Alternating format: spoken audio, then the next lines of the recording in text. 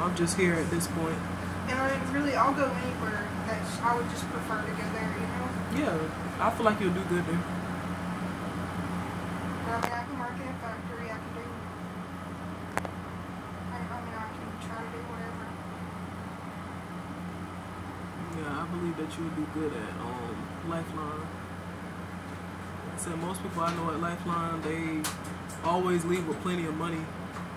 Me personally, I ain't really big on.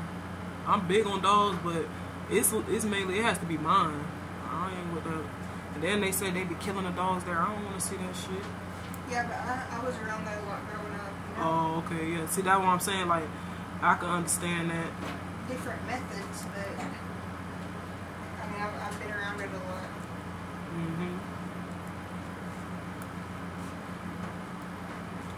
I forgot how old I was. I was young. Like, I wasn't even a teenager yet.